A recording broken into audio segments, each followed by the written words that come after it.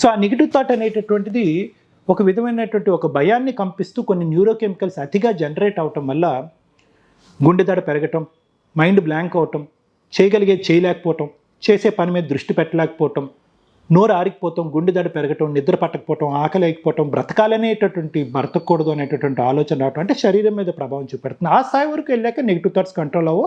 మా దగ్గరకు వచ్చేటటువంటి వాళ్ళు కూడా ఎప్పుడైతే ఈ బ్రెయిన్కి సంబంధించినటువంటి థాట్స్, కాగ్నిటివ్ థాట్స్ అంటారు, నెగిటివ్ థాట్స్, ఆ థాట్స్ బాడీ మీద ప్రభావం పడితే మా దగ్గరికి వస్తారు, ట్రీట్మెంట్ జరుగుతుంది. దానికి ముందే మనం చేయగలగాలి. ఎప్పుడైతే నేను ఇందాక చెప్పాను చూడండి, ఆ సింగిల్ డాట్ నుంచి ఆ పీక్ యాక్సిస్ వరకు వెళ్ళే లోపలే మన యొక్క స్టెప్స్ ఉండాలన్నమాట. ఏంటండి ఆ స్టెప్స్ అంటే కనుక మన లైఫ్ స్టైల్ అనేటటువంటిది ఒక పెద్ద ఆయుధం అండి.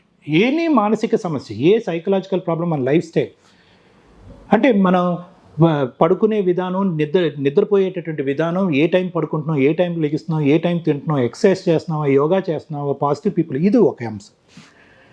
రెండోది ఏంటంటే క్రాస్ క్వశ్చనింగ్. చాలా కోర్టులో చూడండి, లాయర్లు క్రాస్ క్వశ్చనింగ్ చేస్తారు విక్టిమ్ని. ఎందుకు విక్టిమ్ని కానీ కల్ప్రిట్ని కానీ ఏమైంది, ఎలా అయింది. ఆ క్రాస్ క్వశ్చనింగ్ అనేటటువంటిది మన లోపల మనుషులుగా మనకు ఉండేటటువంటి ఒక అతీతమైనటువంటి అతి గొప్ప శక్తి. ఎప్పుడైతే ఆ క్వశ్చనింగ్ అనేటటువంటిది మనం ఉపయోగిస్తామో ఆటోమేటిక్గా ఆ నెగిటివ్ థాట్స్ అనేవి డైల్యూట్ అయిపోతాయి. ఒక నెగిటివ్ థాట్ వచ్చిందనుకోండి, ఇది అవ్వదు, ఇది జరగదు, ఓడిపోతాను అన్నాడు.